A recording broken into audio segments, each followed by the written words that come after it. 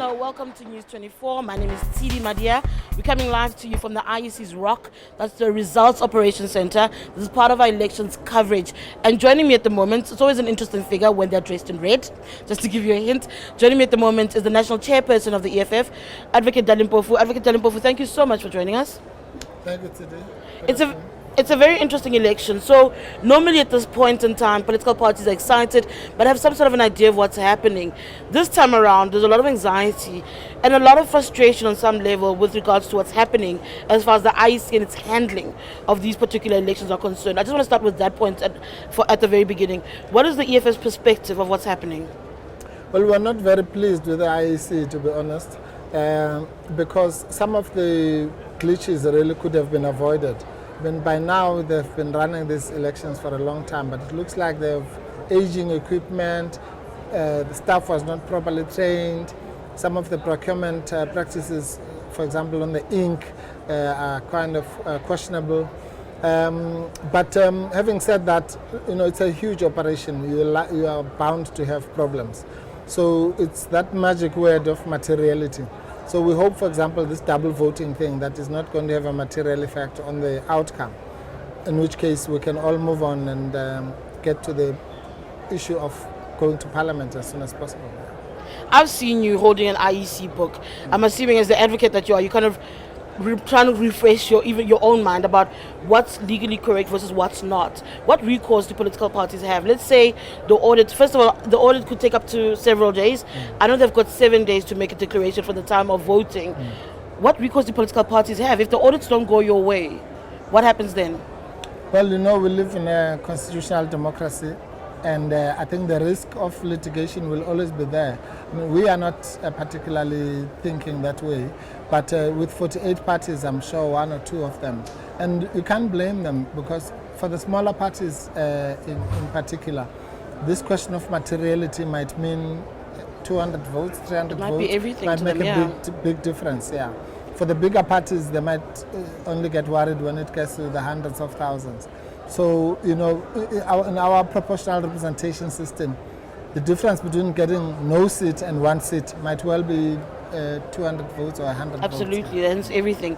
I recall, and somebody reminded me of this last night, that the EFF had something quite similar, where they had concerns around the IEC's handling of a particular matter. Those ballot boxes that were found in Alex in 2014, where I think fighters were very upset about it, but that situation kind of went nowhere.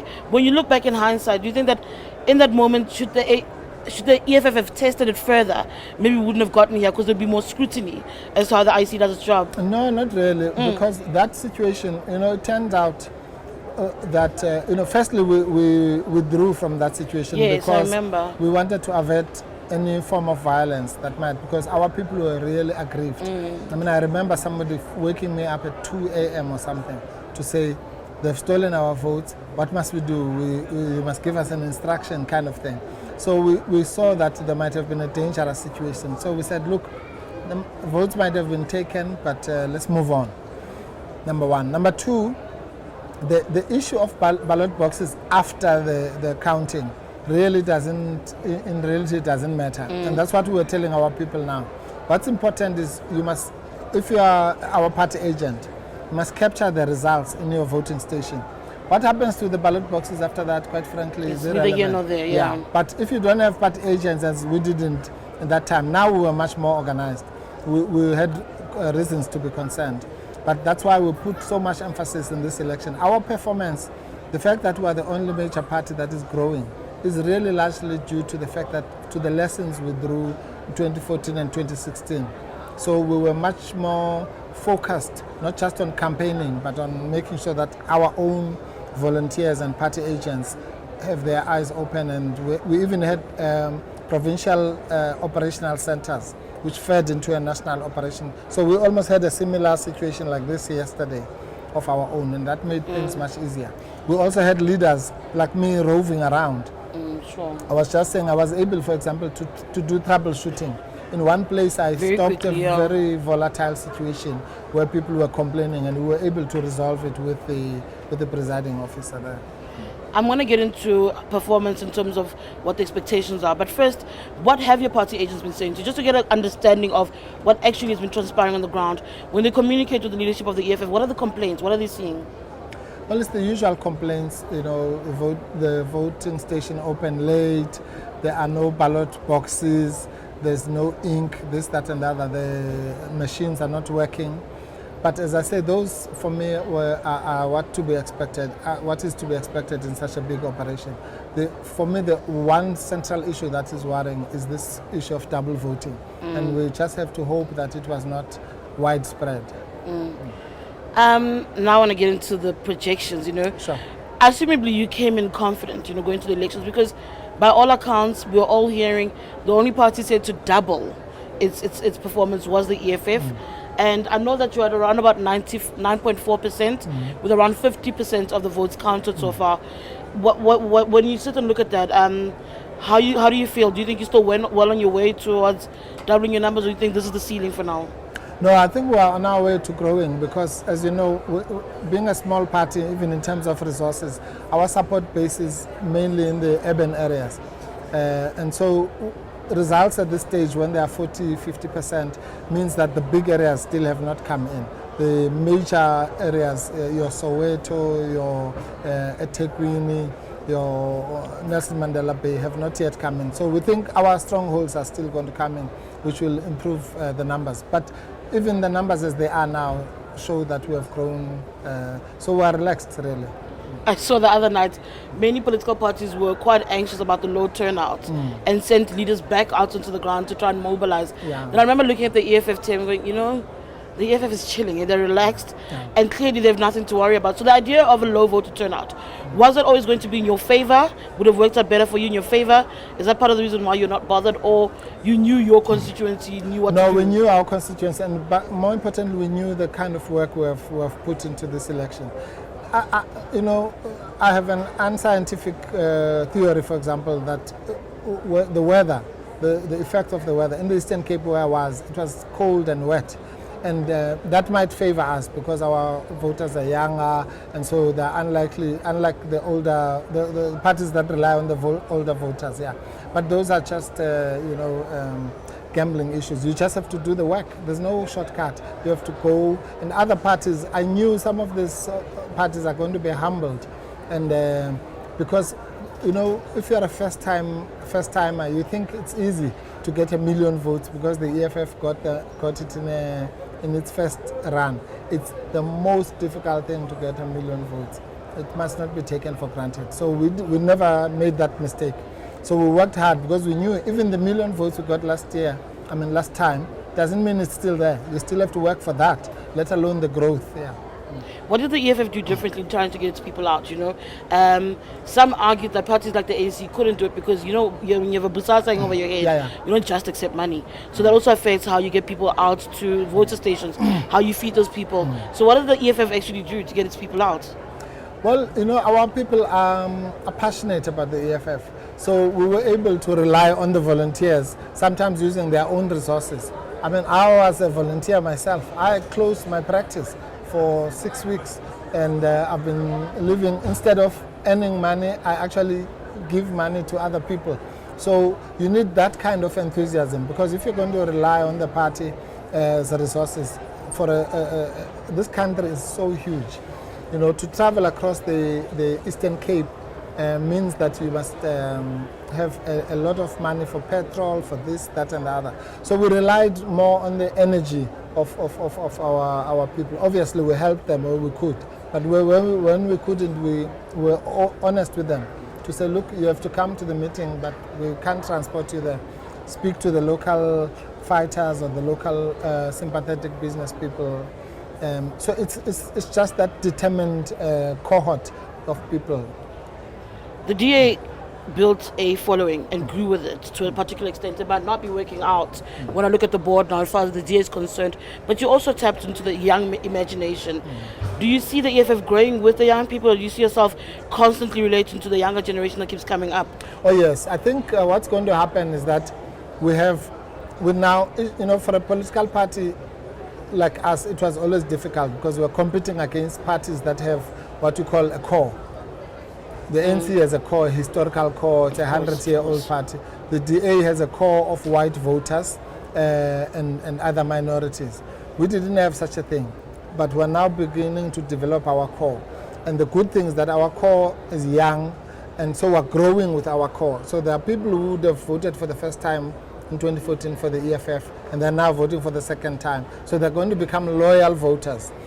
And yet we still have the market to tap from. So I see great prospects for this party.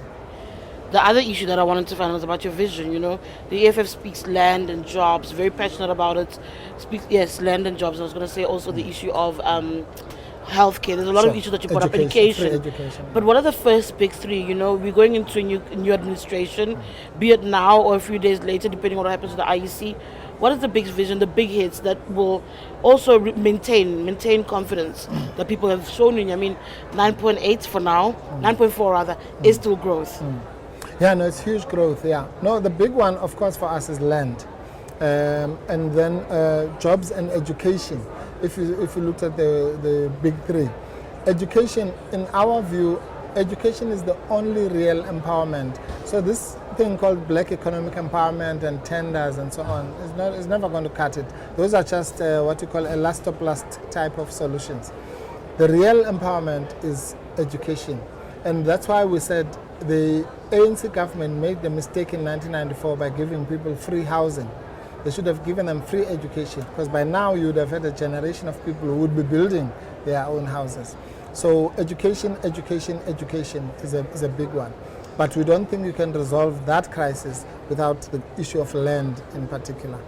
And another interesting thing about this election is the emergence or growth of the Freedom Front. Yes, because very it shows, interesting. Yeah, I think I'm so happy with that, because it shows the reality of South Africa, that racism is still around us. You know, nobody can now fake and pretend that they don't realize that the white electorate is moving to the right. And that's because of what the things we're saying about land. And it's clear that they don't want equality. But how do you counter that? Because then they grow in numbers in spaces where there are public representatives to try and counter what you're trying to move towards. What's the counter for such? No, it's good. It's a good thing, because ultimately it's the reality is that we are a leftist party, they are a right-wing party. And in a way, the contest is between those ideas. Because we are saying black people must get equality. They are saying no equality. In fact, they are saying, I mean, they won't say it in so many words, but they want movement back to apartheid. And so the wishy-washy center will start shrinking until such time that there is a resolution of the crisis. Because the crisis in South Africa, I've always said, can be reduced to one word: inequality. If you are not prepared to confront inequality in our case, then you're not going to go anywhere. If you are prepared to protect apartheid inequality in the case of the white constituency, then you are on the wrong footing. All right. I am chatting to the national chairperson of the EFF, Advocate Dali Mpofu. We are asking for your comments. You can go to our social media pages, #SAElections2019, to send questions to Advocate Dali Mpofu. I've got a few lined up already. I'm looking at my tweets. I've got Casper Aya, who says, is the EFF still confident that there will be the next official opposition? I mean, you're no longer government in waiting, not this season at least. That's what the numbers are showing. Official opposition in some areas? No, we are government in waiting. We didn't say we're government in waiting on May 2019. We're government in waiting. We're going to be government in this country sooner or later. We might even be government in some metros very soon. We might be government in a province. Who knows? So that's a very interesting one. Sorry to cut in very quickly. That's a very interesting one. I saw Julius Malema last week. We had an interview with him, and he spoke about how he actually says, let everything be up in the air. Let's start all over again, actually.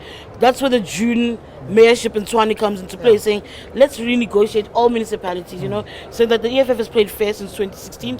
Why don't give them a try? Why not give them a position? So that still stands. After this? Yeah, we are. I mean, that's why we are so relaxed, because if there are going to be negotiations, let's say in Gauteng or anywhere, we are the only party that's going to arrive at the table holding chips already. We have the metros, so we can say, if they say, let's assume there's a debate, who's going to be the premier? Is it going to be from the EFF or the ANC? We can say, okay, we'll throw in Tshwane or this, that, and the other. So we're in the best position. Our people have empowered us gradually with each election in a different way. In 2014, they got us into the National Parliament. In 2016, they gave us the biggest tool in the metros.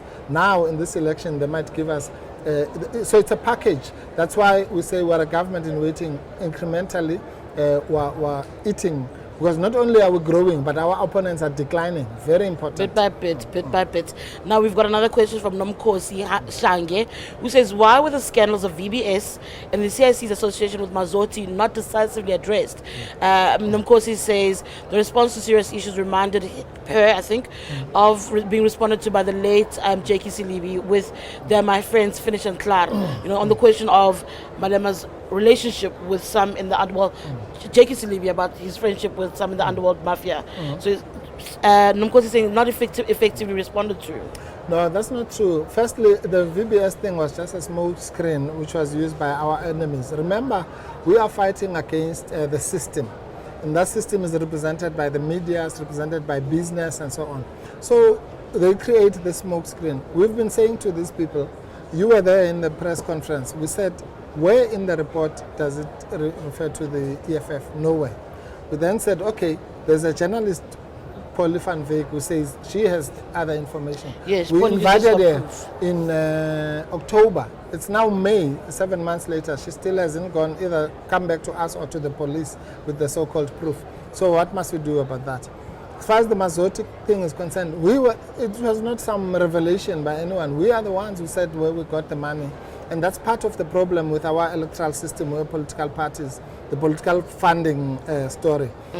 Political parties don't run businesses. They have to get money from somewhere. And the problem is about revealing those sources. That's also and where the with thin it. line is. That's where your busasas come into play. Where the thin line is between power and corruption, being enabled and being an enabler. That's what the problem is. No, but that's the problem. Again, going back to VBS, that's what I always say to people. What is actually the VBS scandal? The VBS scandal is people taking municipal deposit monies, putting it in the VBS bank. The EFF doesn't run any municipality. So let's assume, for argument's sake, I took money from VBS, me. For what? What's the quid pro quo? What am I going to give them? You know, I cannot wait for EFF to actually be in government. Yeah. I've had so many Then you arguments must saying that, vote you know for us, what? No comment. But I can't wait for it purely because people always say, yeah, but the EFF calls the shots, but takes no responsibility. I cannot wait to see.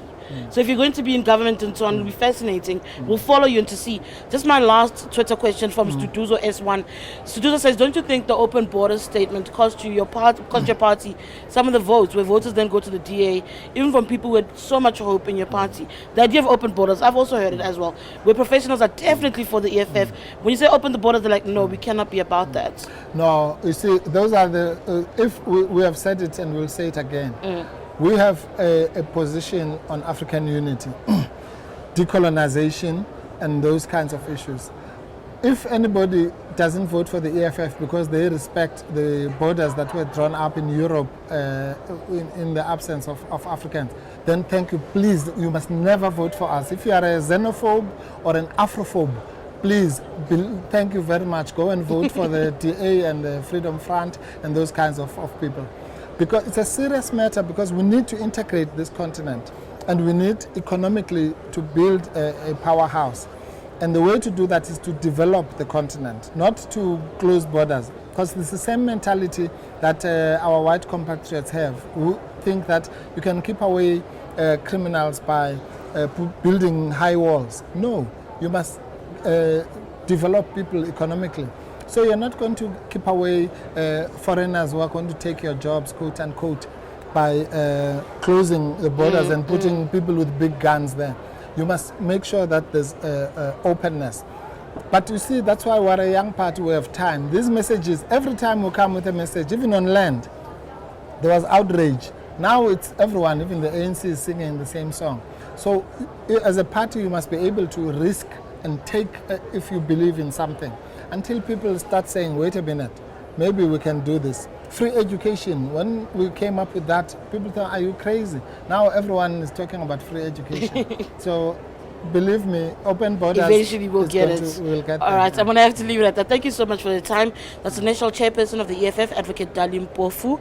But a little bit later, I must just tell you, we're going to cross to the floor a little bit later where my colleague Alex Mitchley is there and he's going to give us an update. But before that, I'm going to throw it back. I'm taking it back to my interview with Julius Malema, speaking about gender and what the EFF can do about the women question. For News 24, my name is Tidi Madia. Stay tuned. We will bring you lots more throughout the day. And until we actually have a declaration of who has won these elections.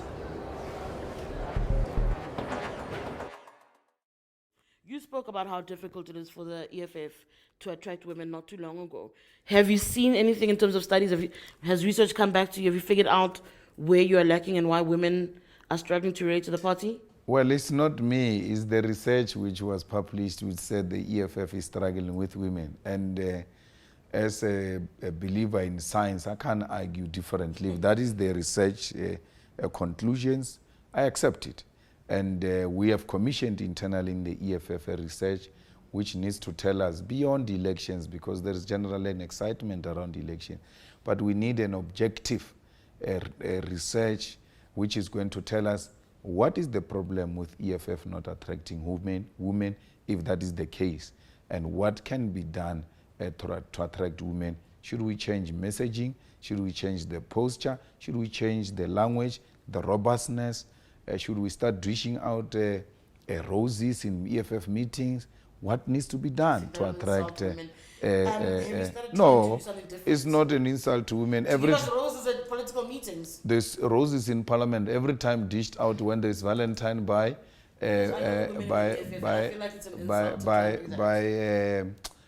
president of the IFP, and the women, they love it very much. I mean, I'm meeting a first woman who doesn't like flowers. City, there must be a problem. Women and flowers, same. I said I don't like flowers. I said I don't want them at political meetings. But I just want to. Have you tried to do anything different since seeing that research in the last few days leading up to the elections? Have you attempted to do anything different? No, we've always done things to be biased to women. That's how committed we are to the struggles of women. We have allowed our women to lead this campaign. They've actually organized the biggest march of women since 1994, which you never covered as News 24, which the media never covered. Instead of covering, it's true. What do you mean? I told you I googled and I saw News 24 done the story. No, you took that from us. You took that from us, from our tweet. When it comes to women, you don't have resources. No, but when it comes to men, you have resources. We see you for who you are. Yeah, we see who you for you are.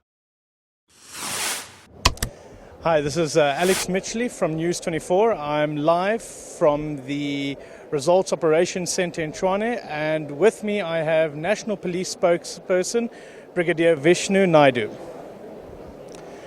Brigadier, I understand we have an update on the number of arrests for people that have been double voting. Yeah, a very good afternoon to you, Alex. Yes, indeed, we have just put out a media statement on behalf of the National Joint Operational Intelligence Structure, which structure is responsible for overseeing the security for the elections before, during and after. And I can confirm that we have arrested 20 people for attempting to vote twice, and they have been arrested and they face charges in terms of the Electoral Act. To be specific, it's Section 88 of the Electoral Act. They are currently in police custody, and just to give you a breakdown of that 20 that have been arrested, 16 of them have been arrested in Danhauser in KwaZulu-Natal, 2 in Hluhluwe, also in KwaZulu-Natal, and 1 in the South Coast, which is Potchefstroom, around the Potchefstroom area. The 20th suspect was arrested in Douglasdale in Gauteng. So these are the only suspects that we have arrested for trying to vote twice, which of course is illegal in terms of the Electoral Act. Also, having said that, we have been noticing that there's been postings on social media where people are claiming to have voted twice in the elections. I just want to warn them that this, in fact, is a transgression, and we are investigating this matter. And when we arrest them, they will be facing charges in terms of the Electoral Act. Brigadier, I understand that one suspect has also been arrested in Vuwani, Limpopo for incitement. If you could maybe tell us more about that. Yes, Vuwani has been one of the areas that we declared as a hotspot area for the purpose of the elections. And 2 days ago, Mr. Arnold Mulawutsi, he went on a national media platform and appeared to have incited intimidation, calling on people not to go and vote, which is a transgression in terms of the Electoral Act as well. And we subsequently opened a criminal case against him, initially for intimidation as well as contravention of the Electoral Act, and we arrested him. He was in police custody, but he appeared in court today at the Vuwani Magistrates Court, where he was granted bail of 5,000 Rand and is expected to reappear in court on the 3rd of June this year. Thank you, Brigadier. And now we have a ANC NEC member, Nkenke Kekana, with us. How are you doing? Morning, Ms. Oh, good afternoon, Mr. Kekana. Hi. So, with over 50% of the vote already tallied, in Gauteng, the ANC seems to have the overwhelming majority, over 770,000 votes as stands. How do you guys feel? Look, we're happy at the way that the people have exercised their right. It's a very, very, very important right to vote for the party of your choice. We're happy that they came out. They came out in large numbers in Gauteng and all over the country. Our democracy is maturing. The systems of managing these elections are also maturing. And all in all, democracy in action, and we're happy about that. Are you guys confident that in Gauteng you will be taking the majority? Well, you know what? This is halfway. The big numbers haven't come in. In Gauteng, there are big numbers in Centurion, there are big numbers in Soweto, big numbers in Soshanguve. Centurion has one particular advantage for the DA and other parties. But we are confident that we will win. With the fears of low voter turnout, there was a scramble among many political parties late afternoon yesterday, trying to get members to go and vote. Do you guys think your efforts have paid dividends? Yes, we had door knockers, like to thank them because, with a voter's roll, if you know that, because remember the weather disrupted voting in Gauteng. I mean, I know in parts of Tembisa, our comrades were complaining about rain falling. And but we recovered. We recovered quite well. We could have done much better than what we are seeing today. Thank you, Mr. Kekana. Thank you. Over to you, Kelly Anderson.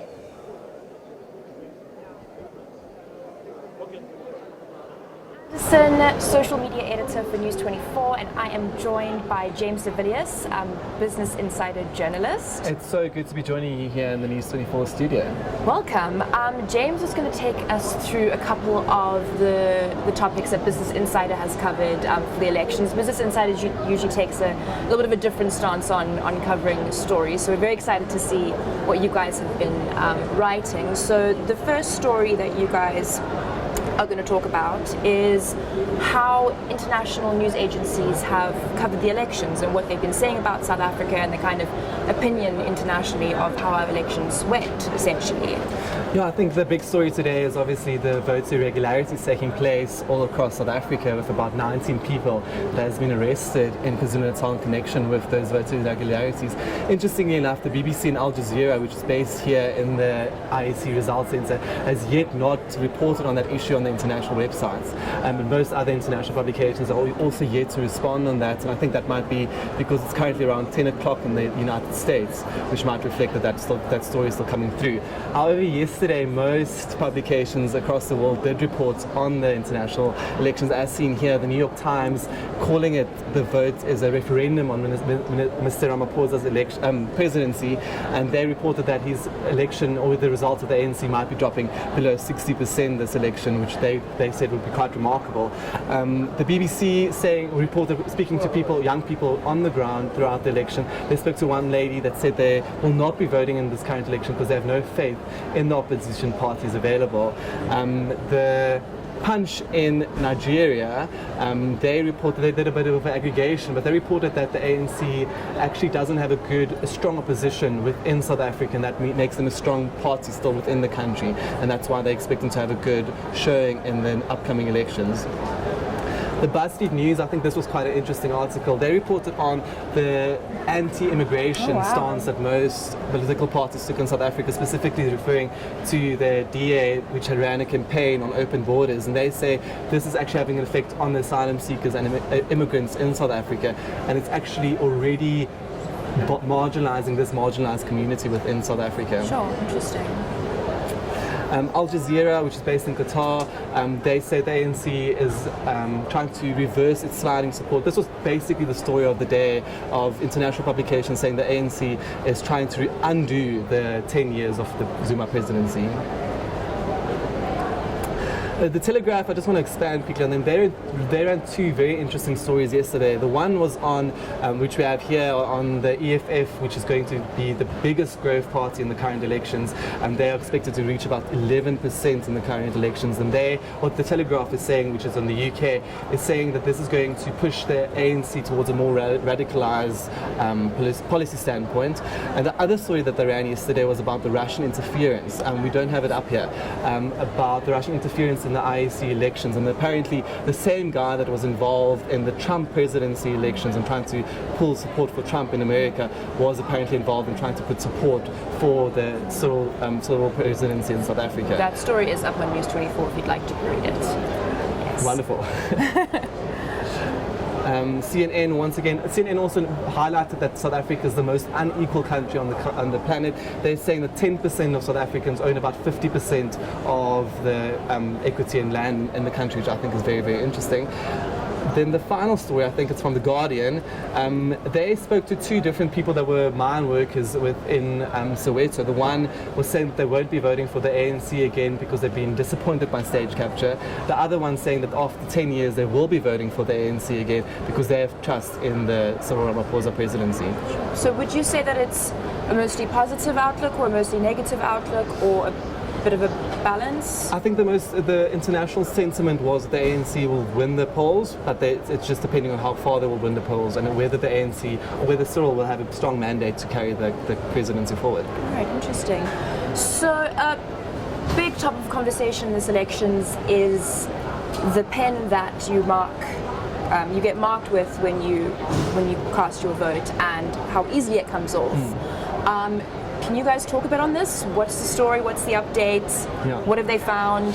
So our deputy editor, Philip de Wet, really went ahead and owned the story today. He reported on a company that's a subsidiary of Bidvest that won the contract for the ink. It was a 2.4 million rand contract, and there's about 160,000 pens that were produced for this election cycle, which comes about 16 rand per pen. And according to the analyst that he spoke to, this is actually very, very little for the amount of money being paid for pens such as this. Okay. So you expect that there might be poor quality in the pens being produced. We spoke to the IEC today. I personally asked the IEC a question where the ink was supplied from, where it was produced, which country it come from. The IEC is very tight-lipped on the issue and doesn't want to release any information, but they are saying they are investigating the information, and also they have warned people that anybody that has voted more than once will be prosecuted. I think it's about a 10-year prison sentence. Wow. If you are found guilty of voting. Also just interesting, Business Insider actually laid a PIA request for this specific issue, trying to find out where the pens was manufactured and if shoddy workmanship is involved. Well, we are excited for that update when you have it. Right, so there's been quite a bit of misinformation around elections, as there always is. You guys have done a little debunked segment to see what is true and what is not. Would you mind taking me through this and telling me what's true and what's not? So the first one is a viral video of racist election queues in Wellington, Cape Town. Yeah. True? Not true? No, it's a false story. The IEC came out yesterday, pretty early, very quickly after the story came out, and News 24 broke the story, saying that the queues were formed for people with the VEC4 forms that weren't registered to vote at that specific voting station. So that myth has been debunked. Okay. Cases of voters voting twice. That is under investigation, as we've heard of it a little bit earlier. People have actually been arrested in connection with this issue. It's about 19. 19 people, but we don't have Yeah. a final number yet, and there's a complete audit of the entire elections going on Wow. to trying to understand this issue. So hopefully we'll get an update on this as time goes on. Right. Ink being used to mark thumbs is easy to remove, true? That is true. Many people on social media actually posted how they were able to wash off their hands with Domestos, etc. I'll take a look at this video. Yeah, so you can see it's pretty easy to remove there. What are they using? So the person I saw yesterday was a Cope MP, I believe, that used Domestos. Okay. So clean. Interesting. But this there might it just is. be any nail remover whatsoever. Wow. Okay, so true. Cases of ballot box being manipulated or tampered with improperly. So there's about 3 cases where this was reported. 2 of the cases were reported by the UDM, and 2 of them were also involved with the EFF, actually, where EFF was cited in these videos. And so the cases are true, but I think there's major reason for concern. This individual here in Benoni was a party agent that handled the ballot box, but he was suspended very, very quickly. Another incident where party officials were very, very easily suspended by the IEC. So I think that issue has been resolved. Right. I think that's it That is for it, yeah. the myths. But can you guys just maybe give us what you are looking at in the next few hours, in the next few days, what you guys are going to be covering, what the topics are that Business Insider is watching, really? So as you can see with these 2 stories, the Business Insider motto is trying to provide a service to the consumer, trying to summarize what the news is and trying to provide it in such a consumable fashion as possible. So the 2 stories we're focusing on, the number one is the 66% outcome of both the EFF and ANC, and the market is actually having anxiety about this, because this will mean that the EFF and ANC will have a 2/3 majority to actually change Section 2 of 25 of the Constitution. So the market's a little bit hesitant about that. However, Intellidex report today said that the ideal voter outcome for the ANC would be 58%, which they believe will push up the markets again, because that will give a strong mandate for the ANC. I believe the ANC is at 56% at the moment, so they need about 2% more to reach that. The other story is the Freedom Front Plus. They're obviously the sparkle child of the elections. They're getting 3% in the poll. Yeah. The dark horse, yeah. They sent used a photo this morning where they thanked their voters in Cape Town. Okay. However, they never credited the photographer, which is a guy that goes by the name of Carl in Cape Town, and he's quite upset that the EFF, he calls it expropriation, that the Freedom Front Plus expropriated his photo without giving him the due credit. Yeah, that's from Business Insider. How's things looking on the social front? Yeah, the FF Plus story for us as well. People have been talking about it since this morning. It's a really hot topic for us. I think people are just shocked. Like, where did this party come from? Some people had never heard of them before, so it's really interesting. But there's a lot of people kind of praising them for it and saying they just kind of kept their heads down, campaigned, and their voters came out. And it actually shows that just if you can just encourage your voters to get out and not spend all your time campaigning on Twitter, that maybe that's a more effective. Was there any concern raised by people on Twitter about the EFF's, the Freedom Front Plus's white perception that they're a white party? Definitely. I mean, I think there's always a bit of a concern that a seemingly pro-white party, which I don't necessarily want to speak that that's what they are, comes into Parliament. But I think they have been in Parliament before. But yeah, I mean, the sentiment is more just I think people are just shocked, and I think that people are very interested in how they managed to do this. But another really hot story for us today has been this video of apparent EFF members manhandling an elderly ANC supporter. We've got the video to play it for you guys if you'd like to see it. Yeah, we could take a look.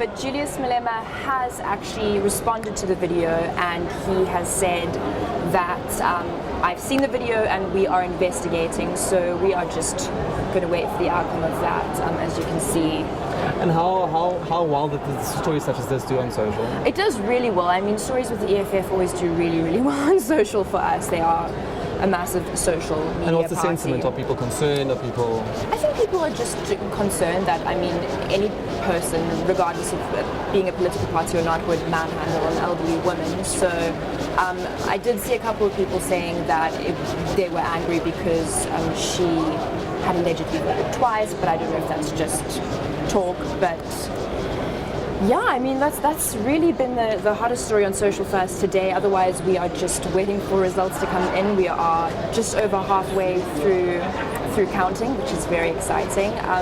Can you maybe speak on what people are searching for on Google? It's very interesting. The EFF is the second most searched party on Google for the past 24 hours. Oh, wow. The ANC #1 and the Freedom Front Plus actually overtaking the Democratic Alliance in the last few hours. Interesting, yeah. With people really interested in the sentiment of how they were able to win the elections.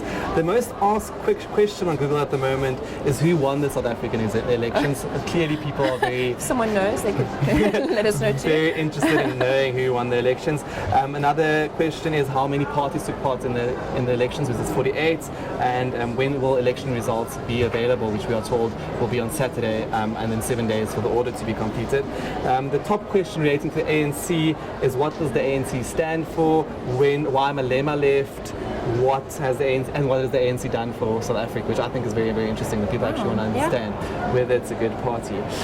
The most searched leader on social media is Julius Malema, followed by Cyril Ramaphosa, and then Mmusi Maimane. Awesome, super interesting. Thank you so much for giving us all that insight on the work that you guys have been doing with Business Insider. Over half the votes have been tallied, and we are crossing live to Adria Bassan, Darby Scholz, and Melanie van Voort, who will break down the numbers for us. But before that, let's have a quick look at what's happening on the floor. Thank you, James. Thanks so much.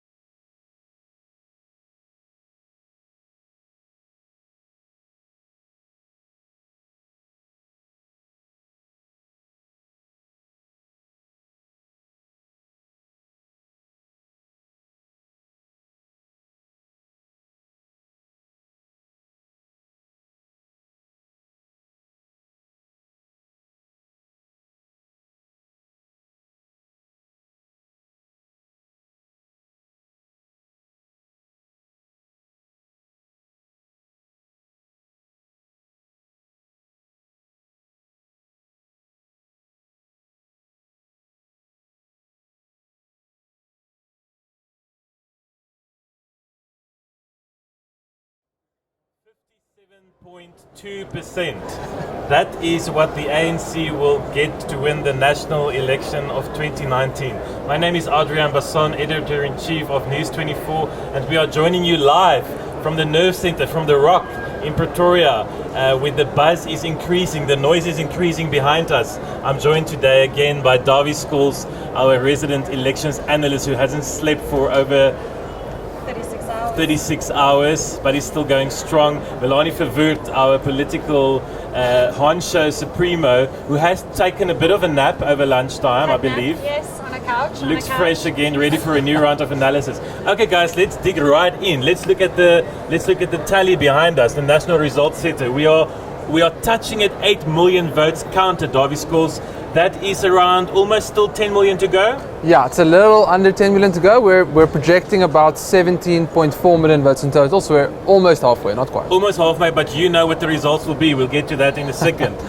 What we are seeing at the moment, the ANC on 4.5 million of the votes out of the 8 million votes declared, followed by the DA on 1.8 million, touching that magical 2 million mark.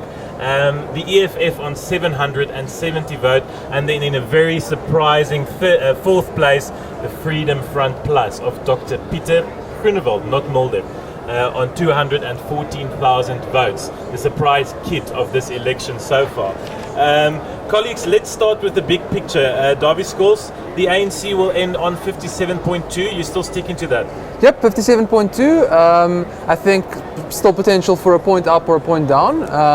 But I think we're kind of in that corridor now. We've been in that corridor for a long time, and there's nothing coming in from the results that suggests anything otherwise. So we're heading in that direction. Can you give us an indication at this stage, what are these 10 million votes that are outstanding? I know that you have done a lot of work adding municipalities and voting districts according to demographics and profile. Can you group it? Is it largely the same type of votes outstanding or a mixed batch? It's actually a mixed batch. So we've been quite lucky actually in our data in that everything has kind of come quite evenly from across the country. So we have good data from all the provinces reporting 30 to 40 to 45% of the vote in.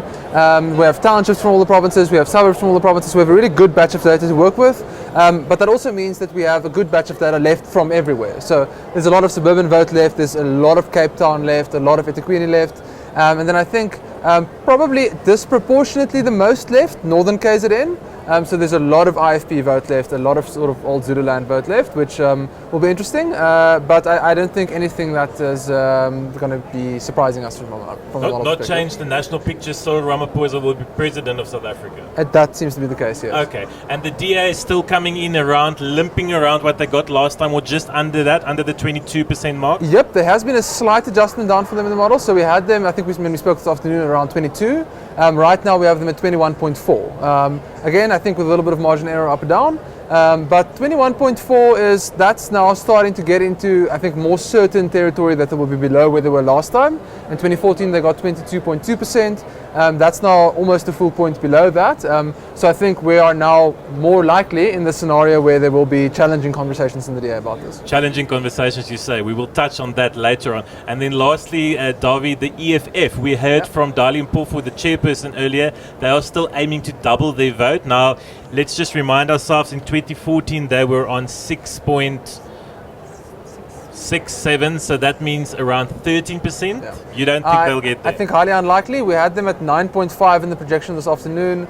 They've kind of edged up to 9.8. I think there's a scenario for them to get to 10, maybe 10 and a half. But I think 13, 12 and a half is very, very highly unlikely. So the magical 10% number for Julius Malema, will he get there or won't he?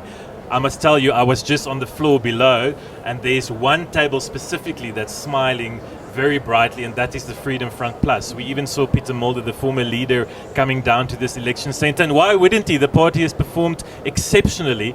They had a little clapping ceremony earlier when they surpassed their 2014 total vote of 165,000 votes. They are now already on 214,000 votes. This is disastrous for the Democratic Alliance. Absolutely. Melanie, do you want to just talk us through that? Why did people, and let's call it, why did white people, Afrikaans people, voted previously for the DA, moved their votes to the Freedom Front Plus in your mind? I think think there's most probably a couple of reasons. The one reason being that they felt that, at the last election, the DA was very effective at saying, look, it's an anti-Zuma vote, and let's combine our oppositional votes in one party. The same tactic they tried to say, don't vote for the smaller parties, and they said, but let's all do an anti-Zuma vote. The point is now, Zuma's not there anymore. I think the majority, specifically of Afrikaans people, don't have a big problem with Cyril Ramaphosa. They like that. So now what they're doing is they're more voting again for a specific party and not only against one who can do certain things for them. I do think the expropriation without compensation played a big role. So I think the land issue became a big role because that was a big thing for the Freedom Front Plus, not so much for the DA. So I think, and Dawie also pointed out, I think this morning, that of course the Freedom Front is growing mostly in towards the inland or the northern provinces where you have more rural Afrikaners as well, where not so much, and they've never had great success in terms of the coastal provinces, which is slightly more English but also less rural. So I think that the expropriation without compensation played a very big role. The Cyril being there made them think that they don't need to be on the DA side. I think fundamentally for Afrikaans-speaking whites, I think they don't really feel comfortable in the DA. They find it English, too liberal, whatever the case might be. So, and I mean, some people would argue, and I think correctly also, so that there is, of course, still a fairly big right-wing component in our country. Our reactionary, if you've looked at the whole Steve Hofmeyr drama, there's still a significant number of people, and they clearly have gone back to the Freedom Front as well. I will disagree with you on one point. Afrikaners voted en masse for Tony Leon. It was very much English yes. in 2004 with the Fight Back campaign, but maybe that was the change of tone again. Yes. I mean, the Freedom Front Plus used that exact phrase for their campaign this time around. Right. Let's quickly look at the other parties that will go to Parliament. I've got a list here, Dawie. I want you to tell me if I'm right or wrong. The IFP will go back to Parliament, and we're going to dig into the IFP now when we get to KZN. They might even get a bit more votes than last time. They are still the fifth biggest party on my list. The ACDP will go back to Parliament. They're standing currently on 0.98% of the vote. And you said something interesting to me earlier, that parties above 0.25% normally gets into Parliament. Yes, exactly. It's about 0.25, so 35,000, 40,000 votes, depending on exactly how turnout checks out in the end. But 0.25 is usually the marker. So we'll see the Christian Party back in Parliament. Steve Swart, Dr. Kenneth Meshwe and his colleagues. Unsure how many seats they will get at this stage. It looks like 4 at this stage. Looks like 4 seats for them. Then we have Patricia de Lille on 44,000. Have you got a guess on where she might end? So I think the projection for them is 1% at this point. So, my apologies, 0.5%. So 0.5. I think they're currently at 1%, but projected for 0.5. So that's 2 seats maybe. 2 seats. So we may have Patricia de Lille MP yes, back. Potentially, yeah. Melanie, do you remember the days of Patricia de Lille MP, I know, PAC? really, very well. I mean, she was a feisty one, and I think that's what she really wants, is to be back in national politics again. It will be interesting, however, to see if she goes to Parliament, because she, of course, campaigned to be Premier of the Western Cape, which she won't become. Right. So whether she would like to sit in the legislature or in Parliament. No, and of course that's the problem. The NA is quite unforgiving in the sense if you only got 1 or 2 seats, and we've seen that with Ahang and so on. It's very, very hard to make your mark when you've only got 1 or 2 seats, and that's also partly why, of course, the Freedom Front is celebrating so much, because the moment you get to a critical mass, the problem is with one person, how do you attend multiple committees? You can only make a very, very limited impact. You get very little speaking time. You get very limited questions time that you can ask. So it's very difficult to do that. But the moment you get to the critical mass, which the Freedom Front now looks like they will be getting, makes a big difference also for future elections, of course. And for personal reasons, Patricia de Lille may want to be the thorn in the flesh of the DA in the Western Cape legislature rather than in Parliament. Because this was very much a revenge campaign, right, on her side. A revenge it was campaign. Very much a revenge campaign. With a smile on her face. Yes. But I want to just make a point on that. So I think Good to some extent underperformed in this election, right? They got 5% of the card vote in the Western Cape, which translates to 2 or 3 percentage points in the Western Cape. And I think in many ways it's because it was a revenge campaign. It was because it was so much about Patricia's frustrations with the DA, where there was huge untapped potential, actually, I think, in this campaign, if it could have been more about issues more about specific things that people actually care about. So I mean, I think they missed an opportunity by going for the emotional gratification of I this kind agree of with events that, campaign. but I also think part of the problem was that they started too late. You know, they only launched, was I it think end 2 of days before the January? election, basically. Well, no, end of January and then into February. I think also they made a massive mistake trying to fight the election in all 9 provinces, you know, especially on such a short time and with a limited financing budget. You know, if they had focused all their attention on the Western Cape and maybe in the Northern Cape, you know, at some point I was looking for one of their guys, Brett Herron, and he was canvassing in the Northwest. And you'd have to ask, why would you do that? You know, if they had focused on the Western Cape, maybe the Northern Cape, although they haven't made much progress in the Northern Cape, I think we could have seen a very different But she's result. got a diehard fan. She was always going to get into She Parliament. wanted to be in the national politics. Let's see if she returns to the House. Then, colleagues, we go to the UDM. They're limping on 40,000 votes, but they'll be back there. Yep. Question marks rather whether it will be General Holomisa on his own or whether he will have a colleague to make small talk with. It's looking potentially like on his own. So I think they're going to be on the cusp between 1 seat or 2 seats, and it's kind of tight at this stage. So the UDM not being that And party. I think, Adrian, the question is going to be, will he fall back into the ANC then at some point? I think that is a very interesting question to ask, because it looks like their days are over. You know?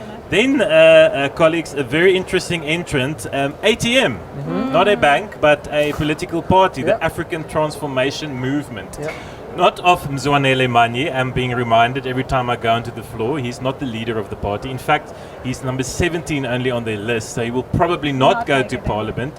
It looks like they may get 2 seats in the House. Yep, exactly, and maybe even 3 by the looks of things. So there's quite a lot of votes still left from the Eastern Cape, so that's kind of seems to be where they get most of their votes. So depending on how that shakes out, I think it's either 2 or 3, and it will be interesting to see how they play their time in Parliament. They seem to be quite crafty operators, and it'll be interesting to see them operate. I would love Mzwanele Manye in Parliament. I think he should go there. I think it's a platform to make his speeches and to really show that he can do the work and not only talk the talk on Twitter. But I think what is interesting is future trends, this thing about whether people are going to move to church parties. Yes. This is going to be the interesting thing, as people feel that none of the sort of established parties do anything for them. How much are these church parties going to grow? Yes. Look, they haven't won the election, but they came in first time on 35,000 votes. Still a lot of Eastern Cape and KZN outstanding. Yeah. Of course, the Messianic churches of South Africa formed this party, so let's see where they end. And then lastly, Cope. It looked like Cope may get a seat, but again, Mosuya Lekota may sit alone. Yes, exactly. 1 seat maximum, it looks like, for Cope at this One stage.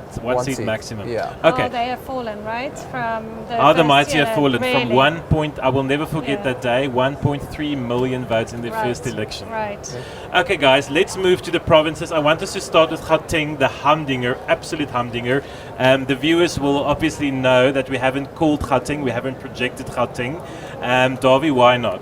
Well, basically we haven't called it because we're projecting it to be exactly 50% for the ANC in Gauteng at this stage. So we have roughly 34% of the votes in, and our model is saying that the ANC is going to end up at 50.4% of the votes. So that's just much too close to call. We can't really say which way it's going to go at this stage. And I think there's a distinct possibility that the ANC could be under 50, but probably a slightly more possibility that they could be just over 50. So I think it's maybe like in the 60% chance they'll just over, 40% chance they'll be just under, and of course the chance they'll be exactly on 50. The DA is actually underperforming a little bit right now, so they're coming in, they're projecting to about 27.6, 28%. The EFF coming in at 14, quite a bit better than last time. And I think the same pattern that we've seen through all of the northern provinces, the Freedom Front Plus doing really well, actually coming in with 4% of the vote, and the IFP bringing up the rear with another 0.7% or so. So those who believe that those who don't believe that every vote counts, this is again proof that Right. every vote counts. Absolutely The ANC, Davy School says, is on 50% in Gauteng. If you're a ANC voter who didn't vote, you could have changed things for the ruling party. Melanie Verwoerd, please remind us what the results were for the parties, these top parties in 2014, and how things seem to change this year. So the ANC was just over 53%, so they've gone down with about 3%. The DA was at 30.78, so they've gone down with about 2%. And then, interestingly enough, the EFF is basically picking up the ANC vote. They are up with about 3%. The Freedom Front is picking up the DA vote, and they're up with about 3%. You know, it's very interesting how it's working. It sounds too simple to be true, but It's true, right, Davy? It basically is It's true. roughly Yes, This exactly. sounds correct. I mean, it's very unlikely Right. that a DA vote would now go to the EFF or an ANC vote to the Freedom Front Plus.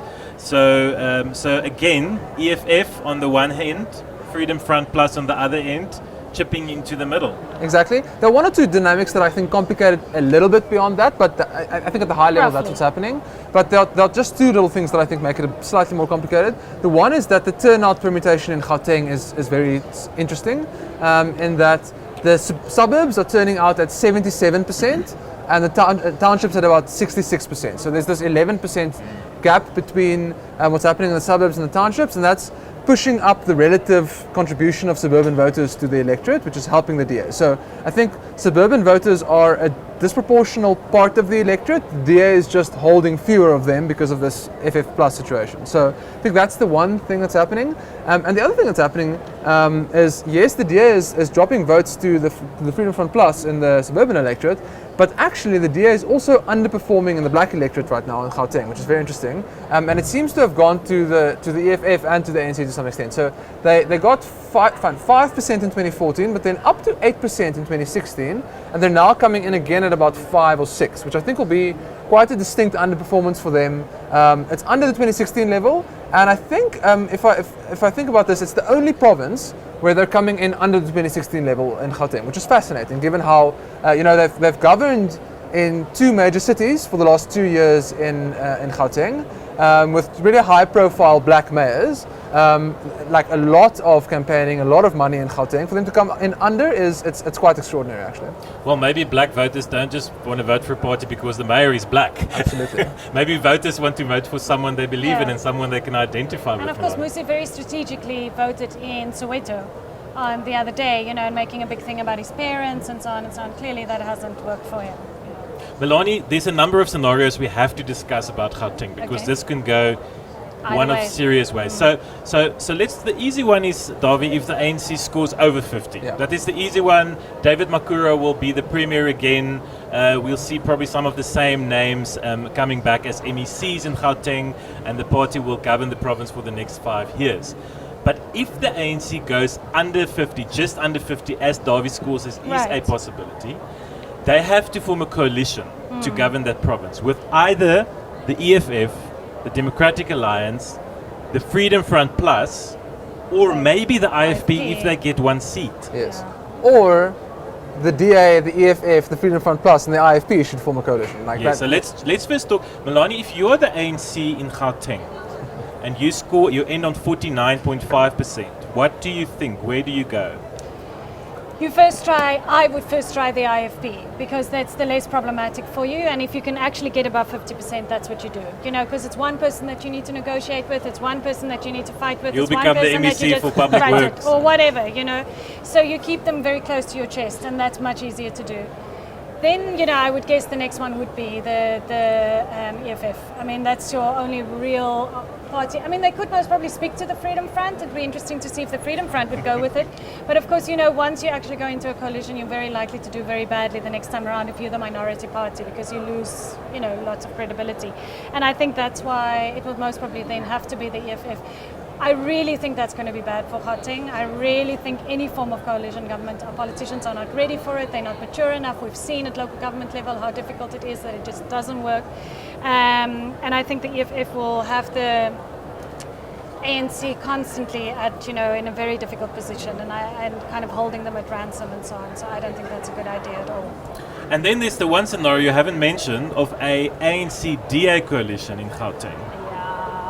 Can't see that happening. I don't. The DA keeps on saying if they were the ANC, that's what they would do. Of course they would say that, So I doubt that that's the way. I mean, I can't actually not see the DA doing it either. They would put such high demands on the ANC, I would think, to actually put a coalition together, that I don't see that happening easily. I don't.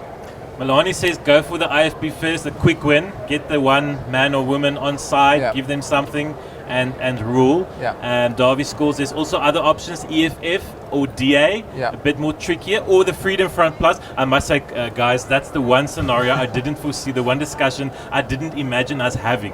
The ANC and the Freedom Front Plus coalitioning in Gauteng. Dawie, where do you see this going? So I agree with Melanie. I think the most likely option you go to is IFP first, and that's probably the most likely one to work. The one where I disagree is I also just don't think FF Plus will ever happen, because I don't think the FF Plus will ever want to do that, right? I don't think their 500,000 new conservative Afrikaans voters are going to be particularly happy with that. And then I do think the EFF is probably the next choice. And I agree with you, Adrian. Lonnie, I don't think that the DA is particularly keen for that coalition. Although they've spoken about it, I sense that their view of the situation is that they have a long-term objective to remove the ANC from government in Gauteng, and a coalition like this just entrenches the ANC for government in Gauteng for longer. So I don't quite think it's aligned with their thinking about Gauteng. The last scenario, which is the one you've mentioned before, is going to be a very difficult one to put together. And that is the one where if the ANC comes in under 50, where all the other parties will have to work together and agree to work together to put the ANC in opposition. Yeah. Now again, that's DA, EFF, IFP and the Freedom Front Plus. Doesn't seem likely to me. It worked in Mogale City. So after the 2016 local government election, there was actually a municipality in Gauteng, on the west end of Gauteng, called Mogale City, where I think the outcome was exactly this. Something like those parties together had like 19 seats in the council, and the ANC had 18 seats in the council. So they actually took control of the council, and the DA had a mayor. And then I think the DA lost the by-election, and then they kind of lost control of it. But there is precedent for it. They have tried it. They're cooperating to some extent in Tshwane. I don't think it's impossible. And I certainly can see the DA, the EFF, and the Freedom Front Plus potentially being keen for something like that. I think the question is whether the IFP would perhaps be more interested just in stable governance in Gauteng potentially. I think that's the question mark. So at the moment, President Ramaphosa could be on the phone to Prince Buthelezi to make this deal, to just say, listen, if this happens, you've got an MEC position or whatever may be the case. Yes, although having said all of this, I do think electorally it's leaning in the other direction. Like I think.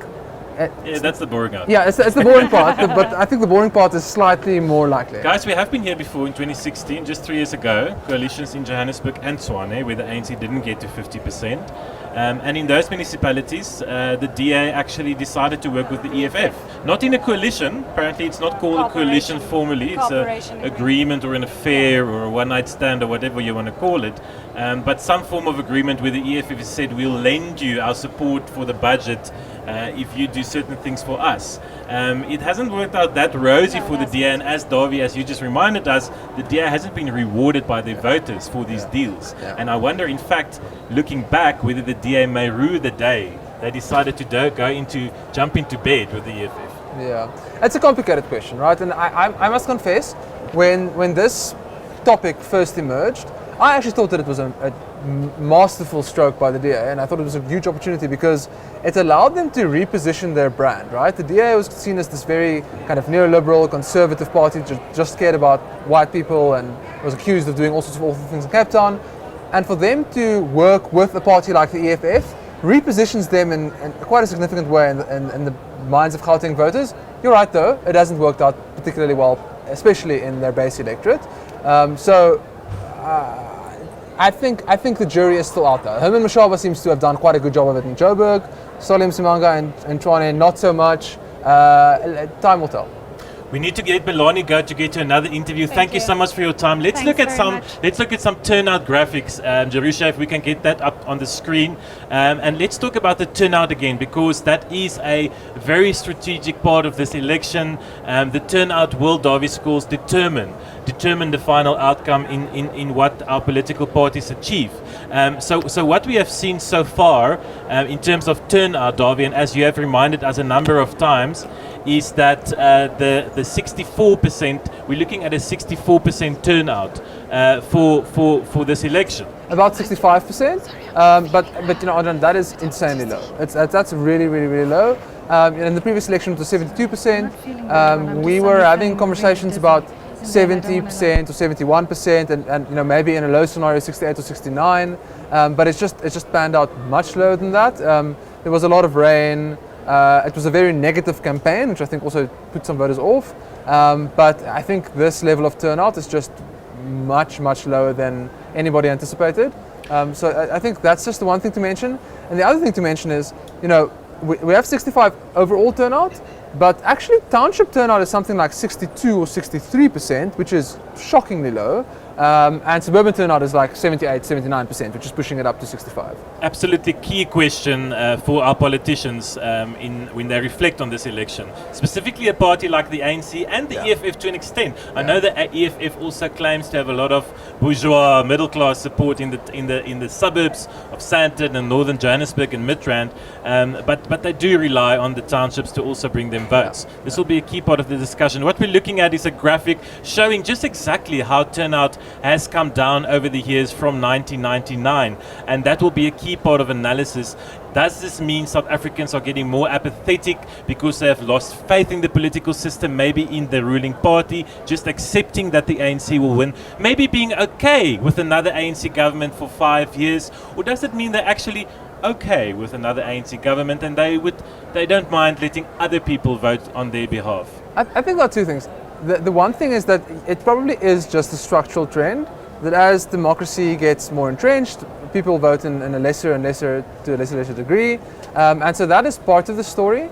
But I think that there's a more important contextual part of the story which is relevant right now, which is that I think all of the parties went into this election with severely damaged brands. The ANC just came out of 10 years of state capture, really negative campaign. They were hammered in the campaign trail for corruption and everything else. And Cyril Ramaphosa definitely helped the ANC to overcome that to some extent, but I don't think fully. So there are a lot of voters who are deeply disappointed in the party still, and there's work to do there for the ANC. Same for the DA. I think, look, there's been a lot of discussion about the problems that they have with their brand and large swaths of the electorate. And then similarly also the EFF, I think, is seen by many people as maybe they kind of like their policies, but they just don't see them as a constructive force for good in South Africa and for progress in South Africa. So I think there are a lot of voters who just didn't feel particularly animated by any of the parties. Any of the options. Davie, I want us to turn our attention to KwaZulu-Natal. This is the one province we haven't spoken about a lot. What I've got in front of me is the latest results from KwaZulu-Natal. Now, I just want to see if I can see on the board, see if that has changed. KwaZulu-Natal, the last time we checked, was standing on 450,000 votes, and this gives the ANC around 56%. I'll ask you now what your predictions are, your projections are. In second place, I have from the IEC at the moment, the IFP, Inkatha Freedom Party, on almost 20%.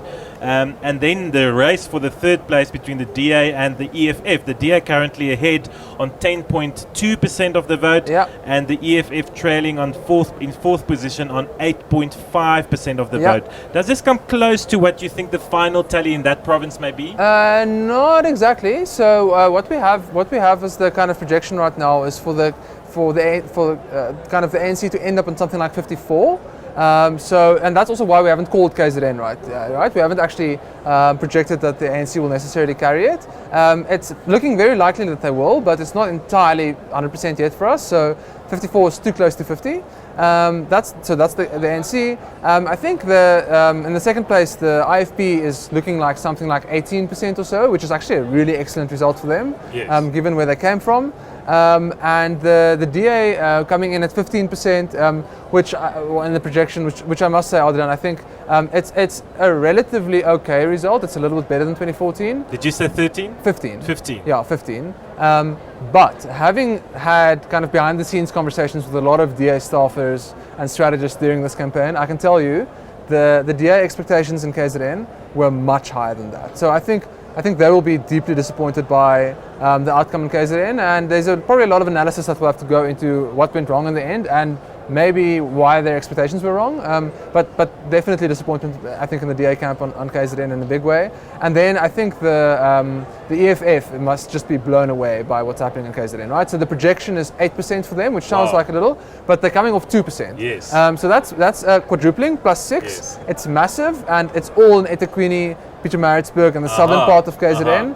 So we're not talking rural KZN. We're talking. We're talking urban. We're talking urban KZN with like a smattering of southern rural KZN. So the KZN black electorate is huge, but has three distinct pockets to it. The one is southern KZN, which back in 2014 in the Jacob Zuma era was the single strongest, most intense place of ANC support in the country. Like really high turnout, extremely high ANC voting percentages. I think they were getting something like 85% of the vote. They're down to 73, 72 in that part of the country today. Turnout was something like 78. They're down to 62, 63. So massive slide off in turnout, massive slide off in support for the ANC in that particular part of the country. And I think it's a part of why we're talking about 57 and not 60 right now. Exactly. So the Zuma factor hangs largely over the ANC's performance in KZN and nationally. The Cyril Ramaphosa's ANC bled some votes in KZN yesterday. There's just no doubt. And sorry, I was just finishing my. The second part, I think, which is critical for the EFF, is also a huge part of the electorate, which is the kind of urban township electorate in eThekwini and Pietermaritzburg, and there the EFF made massive inroads. It looks like about 10, 11, maybe even 12% in those areas, which kind of brings their province-wide average to like 8 or so. Well, I can give you some numbers, Davi. I see that the EFF in 2014 got only 70,000 votes in KwaZulu-Natal. Yes. They are already standing on 70,000 with a fraction of the votes in. The Inkatha Freedom Party of Mangosuthu Buthelezi, outgoing President Mangosuthu Buthelezi of that party, achieved 416,000 votes. They are on 160, but way above in terms of percentages because it's early still. And the ANC were on 64%. They got 2.4 million votes, and they are lagging behind. They're lagging behind on 56, and you say it may even go down to 54%. That's bleeding 10 percentage points. That's minus 10. That's minus 300,000 votes because we're expecting about 3 million votes from KZN. So that's minus 300,000 votes. That's 7.5 seats in Parliament. That's a lot. That's really a lot to lose. The EFF is picking up 6%, so that's the EFF is picking up about 180,000 votes or so, which is a lot. And the IFP is also picking up a lot. They're up from 10 to about 17, 18. The other party they're picking up from is the NFP, the National Freedom Party. Let's remind ourselves, the National Freedom Party of Zanele Magwaza Msibi, who was at some stage seen as the heir to the crown, to the throne in the IFP. She was Mangosuthu Buthelezi's too. I still remember when I covered the KZN elections in Ulundi, she was the main honcho in the party, but then booted by Buthelezi, started her own party called the National Freedom Party, then took up a deputy minister's post in former President Jacob Zuma's cabinet, also fell ill during that time, and the party has literally imploded. I mean, they are at the moment, the National Freedom Party on 1.54%, down from what they achieved 7% in 2014. So there's also 6 percentage points. Keep in mind, though, that I think one of the bizarre little side notes in that story is the fact that they were deregistered and weren't allowed to contest the 2016 local government election in KZN, I believe because they didn't pay their deposit on time. So they ran out of money. They kind of got wiped out at the local level, didn't have any councillors, didn't have any ground structures, just missed an election campaign, and I think that essentially kind of put the final nail in the coffin for the NFP. So the ANC lost 10%, is on a way to get a beating in KZN. Davi Schools, you think they will still get there? Over 50%. But we're not going to call it yet. We're not going to project it yet. There's too many votes outstanding. So we've got about 30% of the vote in, right? So and they've got 54%. They're projecting towards 54% after 30% of the vote is in. So it's looking quite likely. I would put money on it. But I wouldn't wager News 24's credibility on it just yet. So this is a Davi Schools prediction. Also. I think we should wait for another 5 to 10% of the vote to come in and just solidify the trends. But I think it's very likely that they will carry it. And I just would love to see a little bit more eThekwini data, a little bit more Durban data. There's potentially even more EFF vote in there that I'd just like to see. Wow. So the EFF outperforming themselves in KZN, definitely growing their representation in the KZN legislature as well as the IFP. And I just want to say one more thing about this. It's strategically a massively important foothold for the EFF, because if we think back about the EFF of elections past, they did exceptionally well in the Free State, Gauteng, Limpopo, northwest, and it was a little bit ethnic. They did better amongst Tswana, Sotho, Pedi, Venda speakers, and weaker with Zulu and Xhosa speakers. And this is their first foothold in the Nguni electorate. And I think if the EFF is actually able to do better in the Eastern Cape and the Western Cape and KwaZulu-Natal, where they were just basically shut out completely in previous elections, that changes the math we do about the EFF. Because, you know, where you say they're kind of like a 10% potential party, if they can have proper penetration in the Eastern Cape and KZN, it becomes a 15 kind of plus conversation. So the math just changes completely. Fascinating. I'm hearing singing behind us. I'm wondering who's on the floor. It sounds like the ANC singing. It sounds like the DA singing. Oh my goodness. I mistook the DA for the ANC. Mmusi Maimane has arrived. We'll be crossing to him soon live on the floor. Just to end with Davie Scores, the one party we didn't speak about is the sixth biggest party, which is called the Spoiled Ballot Party. One of my clever colleagues had a look at the spoiled ballots. If everybody who spoiled your ballots voted for one party, you would have been six at this stage. Absolutely. I think it's a very meaningful phenomenon that so many people felt the need to, in the rain in certain cases, go stand in line and spoil their ballot. It says something about the level of, I think, frustration and disengagement that exists out there. Thank you so much for listening us again. Thank you, Davie Scores. We will be back with Davie's analysis in the morning.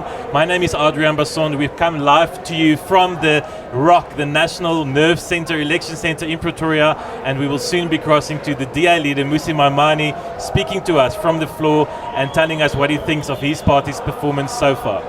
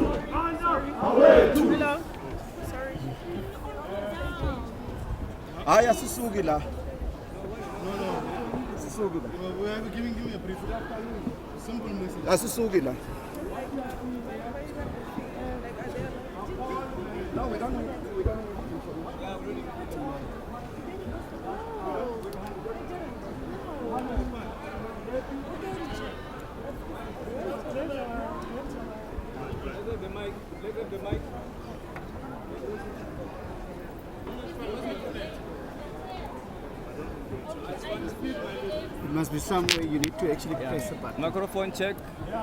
Microphone check. Switch it off. Okay. that are not happy with the outcome of the election. And the parties that are here are not convinced that the trajectory that we are on is a trajectory that is going to deliver a free and fair election. And we are saying there are quite a number of issues that have been raised by all of us. All these issues have indeed been put to the attention of the IEC. For us, it is a crucial issue that the issue of the king is a fundamental issue that is undermining the credibility of the election. Yes. Just as an example, myself, I have voted. I am a member of the political party among the ATM, African Transformation Movement. As you can see, that my left arm is seen as dead. So therefore, if I had wanted to go and vote anywhere else, Jimmy Money. Oh, Jimmy Money. ATM. all these double votes that come apart, Old friend from DCS. so the Yeah. parties are here to bring that to the attention of the people of South Africa that this whole thing here is not what is projected to be. The free and free election. They have also to the law. There's been all kinds of issues that have been raised where sometimes we have like a officer or area manager that garnishes the they do calculations